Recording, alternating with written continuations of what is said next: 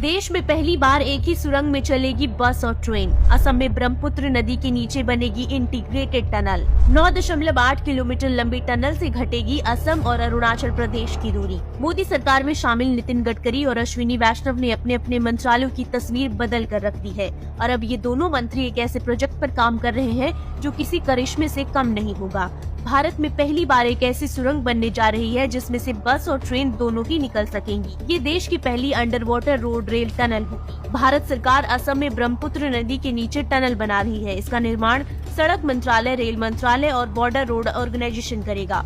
इसका ऐलान करीब 2 साल पहले ही हो गया था और अब निर्माण कार्य शुरू होने वाला है। इस प्रोजेक्ट के तहत 3 समांतर सुरंगें तैयार की जाएंगी। पहली रेल के लिए, दूसरी सड़क के लिए और तीसरी आपातकालीन उपयोग के लिए। हर सुरंग 9.8 किलोमीटर की होगी और ये पहली परियोजना होगी जहां एकीकृत सुरंग का निर्माण किया जाएगा।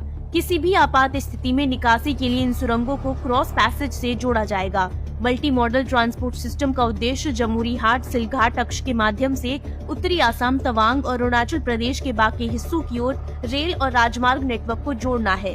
सरकार इन सुरंगों पर करीब 7,000 करोड़ रुपए खर्च करेगी। इससे पहले सड़क परिवहन मंत्रालय के तहत आने वाली कंपनी NHIDCL ने केवल वाहनों के लिए जुड़वा सुरंगों का प्रस्ताव रखा था और 12,800 करोड़ रुपए खर्च करने का अनुमान लगाया था।